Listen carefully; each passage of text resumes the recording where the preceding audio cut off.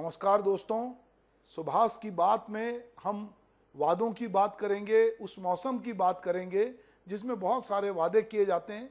वादा खिलाफी को भी याद किया जाता है और जो नए वादे करना उसके लिए घोषणा पत्र भी जारी किया जाता है। हर राजनीतिक पार्टी चुनाव के पहले घोषणा पत्र जारी करती है। छत्तीसगढ़ में भी चुनावी बादल मंडरा रहे हैं।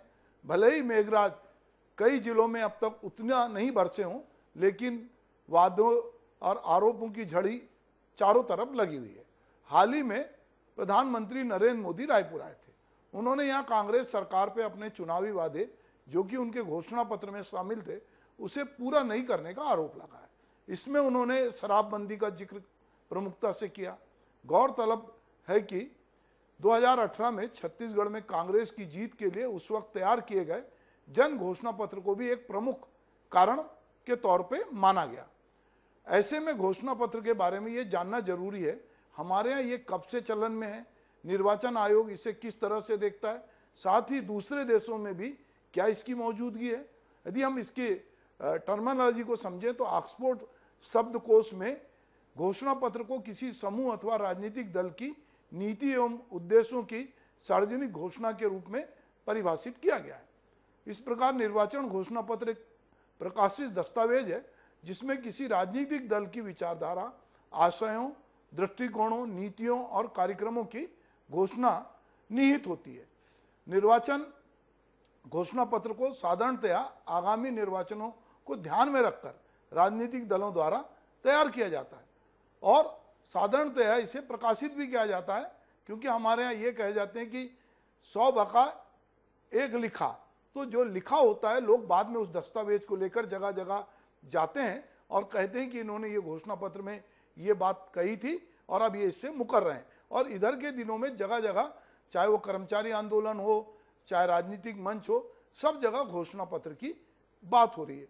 तो आजकल ज़्यादातर पार्टियां अपने घोषणा पत्र में ऐसी चीज़ों का, ऐसी बातों का समावेश करती, वादा करती है जो सामान्य बोलचाल की भाषा में फ्री बीज कहा जाता है। फ्री बीज को अगर हम शब्दकोश में इसको परिभाषित किया, जो बिना प्रभार के दिया जाता है। इन वचनों में निर्वाचकों को लक्षित समूह यथा जैसे गरीबी रेखा से नीचे जीवन यापन करने वाले परिवारों, समाज के कमजोर वर्ग, महिलाओं, विकलांग व्यक्तियों आदि तथा समग्र रूप से निर्वाचक मंडल को ध्यान में रखकर ये किया जाता है। आज बाकायदा चुनाव के करीब 6 माह पहले घोषणा पत्र तैयार करने वाली समितियां गठित हो जाती हैं। छत्तीसगढ़ में भी बीजेपी ने घोषणा पत्र के लिए एक समिति गठित की है जिसमें 31 लोगों को शामिल किया। इसमें एक संयोजक हैं, 3 सहसंयोजक हैं। इसके अलावा 27 नेता घोषणा पत्र में शामिल किए गए। और मज़ेदार बात यह कि जो लोग शामिल नहीं होते, जो पिछली बार थे, तो इसको भी राजनीतिक चश्मे से देखा जाता है कि कौन इसमें शामिल हुआ, कौन नहीं हुआ। ऐसा लगता है कि जो पार्टी है उसके नीति निर्धारक जो लोग हैं वो कौन है, पार्टी के खास लोग, इससे भी उनकी पहचान होती है। तो इस बार दुर्ग सांसद विजय बघेल जो हैं वो संयोजक हैं। सह संयोजक के रूप में पूर्व सांसद रामविचार नेताम हैं, पूर्व मंत्री अमर अग्रवाल हैं, विधायक शिवरतन शर्मा को ये जिम्मेदारी सौंपी गई है। इसके अलावा अलग अलग जिलों से 27 नेताओं को घोषणा पत्र टीम का सदस्य बनाया गया है। विजय बघेल का दावा है कि वो सत्य पे आधारित और प्रधानमंत्री नरेंद्र मोदी के संकल्पों को ध्यान में रखते हुए घोषणा पत्र तैयार करेंगे। हालांकि कांग्रेस ने अभी समिति गठित नहीं की है। पिछली समिति में टीएस सिंहदेव की अध्यक्षता में जो है ये घोषणा पत्र, जन घोषणा पत्र बना था। अब उन्होंने अपनी जिम्मेदारी लेने से इनकार किया है। तो अब ये भी सवाल है कि वो जिम्मेदारी लेने से क्यों इनकार कर रहे हैं, जबकि कांग्रेस का ये दावा है कि जो हमने घोषणा पत्र में अधिकांश घोषणाएं की थी हमने उसको पूरा किया। 2018 में घोषणा समिति बनाने के लिए उन्होंने पूरे प्रदेश का दौरा किया, लोगों से मुलाकात की, उनकी राय जानी। उसी आधार पर वादों का ये दस्तावेज तैयार हुआ, जिसमें सबसे प्रमुख किसानों की कर्ज माफ़ी थी, लोहड़ी गुणा जो बस्तर में उसके आदिवासियों की ज़मीन वापसी करना, प्रति क्विंटल धान का 2500 रुपये मूल्य देना, शराबबंदी जैसे वादे शामिल थे। इस घोषणा पत्र का जादू सिर चढ़कर बोला। भूपेश बघेल की सरकार ने कई बड़े वादे पूरे किए, कुछ रह गए। हाल में जो कर्नाटक में चुनाव हुआ, वहाँ के कांग्रेस घोषणा पत्र में जिसे संकल्प पत्र का नाम दिया गया था, उसकी भी काफ़ी चर्चा हुई। बजरंग दल पे प्रतिबंध लगाने वाले बिंदु पर देश भर में प्रतिक्रिया देखी गई। प्रधानमंत्री नरेंद्र मोदी ने तो अपने चुनावी सभा में इसे मुद्दे को जमकर उठाया। इससे समझा जा सकता है कि चुनावी घोषणा पत्रों की भूमिका कितनी बढ़ गई है। उन्होंने बजरंग दल को बजरंग बली भी बताया। आम आदमी पार्टी ने जो है कई लोक लुभावन घोषणा पत्र जारी कर चुकी है। यूपी चुनाव में तो आप पार्टी ने गारंटी पत्र नाम दिया था। आप अपने घोषणा पत्र में फ्री बीज को बहुत ज़्यादा शामिल करती है। चुनाव के दौरान जिस तरह लोक लुभावन वादों के चक्कर में फ्री बीज बढ़ रहा है उसे ही चुनावी रेवड़ी भी कहते हैं। प्रधानमंत्री नरेंद्र मोदी से लेकर कई नेताओं ने इस कल्चर को खत्म करने की बात कही, लेकिन अब ये चुनावी रेवड़ी जो है सियासतदानों की रणनीति का हिस्सा बन गई। वे बेझिझक इसकी वकालत करने लगे। अगर कुछ लोग इसका विरोध करते दिखते हैं तो वह विरोध में भी जुबानी होता है, पर उनकी भी पार्टी इस तरह के घोषणा पत्र जारी करता है। इसका उनके सियासी आचरण से दूर दूर तक कोई लेना देना नहीं होता। तभी नरेंद्र मोदी जो प्रधानमंत्री हैं सार्वजनिक मंचों से चुनावी रेवड़ी से परहेज की बात कहने के बाद भी हाल ही में उन्होंने कर्नाटक चुनाव में भाजपा के अपने घोषणा पत्र में रेवड़ियों की झड़ी लगाते हुए अनुसूचित जाति जनजाति के परिवारों को 5 साल के लिए 10,000 रुपये की एफडी कराने, गरीब परिवारों को साल में 3 मुफ्त गैस सिलेंडर देने, रोज आधा लीटर नंदिनी दूध देने, हर महीने 5 किलो चावल देने, बाजरा मुक्त देने का ऐलान किया था। चुनावी रेवड़ी कल्चर की शुरुआत तमिलनाडु से हुई थी। 1967 में डीएमके ने कई लोक लुभावन वादे किए थे। फिर एआईडीएमके ने भी इसे आगे बढ़ाते हुए रेवड़ी बांटने का सिलसिला जारी रखा। हालिया वर्षों में भारतीय जनता पार्टी के कई बड़े वादे जैसे किसानों की आय दोगुनी करना, अर्थव्यवस्था को और मजबूत करना, रोजगार के वादे जो है वो पूरे नहीं हो पाए। इसी नाकामी को छुपाने पार्टी ने लोक लुभावनी योजनाओं पे जोर दे रही है। जैसे किसानों को नगद भुगतान, मुफ्त खाद्यान्न, मुफ्त शौचालय, आवास सब्सिडी, मुफ्त चिकित्सा बीमा जैसी योजनाएं शामिल हैं। भले ही प्रधानमंत्री नरेंद्र मोदी दूसरे दलों को इसके लिए तंज कसें, लेकिन घर में बट रही रेवड़ी को लेकर वो चुप्पी साध लेते हैं। हालांकि उन्होंने रेवड़ी कल्चर को लेकर जो सवाल उठाए थे वो काफ़ी जायज़ नज़र आते हैं। प्रधानमंत्री नरेंद्र मोदी ने कहा था कि कहीं ये रेवड़ियाँ अर्थव्यवस्था के आधुनिकीकरण के लिए आवश्यक बुनियादी ढांचे में निवेश की कीमत पर तो नहीं बांटी जा रही। इसी तरह उन्होंने गुजरात और हिमाचल प्रदेश के चुनावी नतीजों के बाद कहा था, हमारे पूर्वजों ने एक कहावत कही, आमदनी अठन्नी खर्चा रुपया।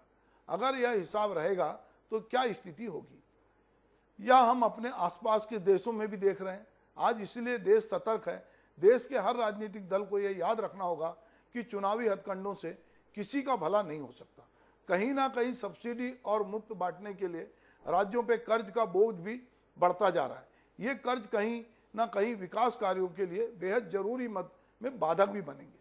सुप्रीम कोर्ट में हाल ही में दिए गए हलफनामे में चुनाव आयोग ने कहा है कि भारत में रेवड़ी कल्चर यानी फ्री बीज की कोई स्पष्ट परिभाषा नहीं है।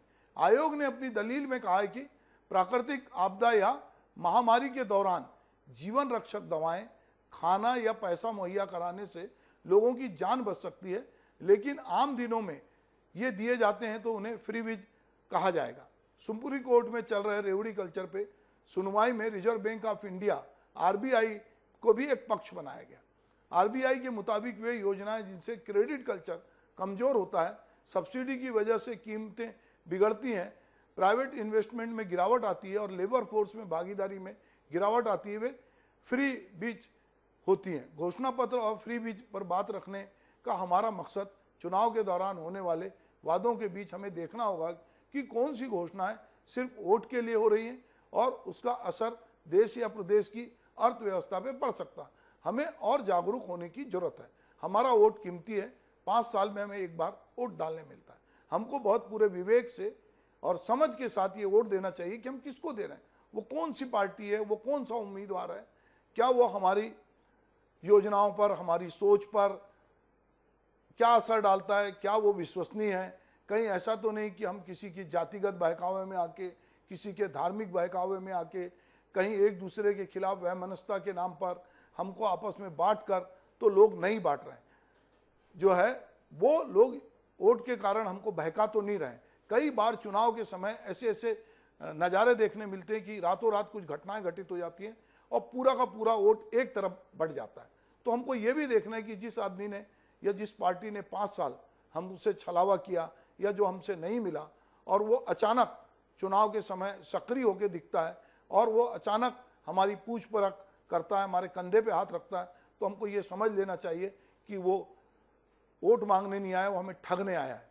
तो चाहे चुनावी घोषणा पत्र हो, अगर पार्टी चुनावी घोषणा पत्र कह रही है तो एक नागरिक के नाते हमको पूछना चाहिए कि राज्य की वित्तीय स्थिति क्या है, देश की वित्तीय स्थिति क्या है, ये पैसा कहाँ से दोगे। और तो कई बार लोग जो बहुत सीरियस प्लेयर नहीं है वो भी ऐसे ऐसे वादे करते हैं जो कभी पूरे नहीं हो सकते और लोग कई बार इसके बहकावे में आते हैं। तो मतदाता को जागरूक रहने की ज़रूरत है, मतदाता को सजग रहने की ज़रूरत है और समझने की ज़रूरत है कि उसका वोट इस पूरे देश की राजनीति में बदलाव ला सकता है। तो आप अपने वोट को देते समय ये देखें कि कोई भी जन घोषणा पत्र या घोषणा पत्र हो, संकल्प पत्र हो, वो कितना प्रभावी है, जो कैंडिडेट आपके सामने आ रहा है क्या वो बहुत विश्वसनीय है, उसकी छवि कैसी है, क्या वो आपके सुख दुख में आपके साथ खड़ा हो सकता है, उसमें नेतृत्व करने की क्षमता है।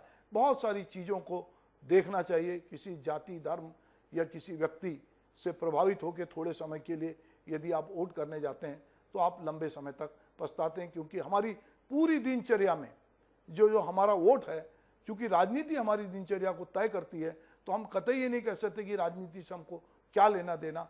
यदि हमारे ऊपर कोई टैक्स लगता है जीएसटी का, या हमारे ऊपर किसी तरह की कार्रवाई होती है, या हमारे शहर में कोई सड़क बंद होती है, या हमारे यहाँ कोई चीज़ ऐसी होती है, तो मुझे लगता है कि हमारी सुबह से लेकर रात तक की दिनचर्या में राजनीतिक निर्णय प्रभावकारी होते हैं। तो हमको ये कहने से काम नहीं चलेगा कि हमको राजनीति से क्या लेना देना, हमको नहीं। भलाई हमको मुक्तिबोध की तरह पूछना चाहिए कि पार्टनर तुम्हारी पॉलिटिक्स क्या है। नमस्कार।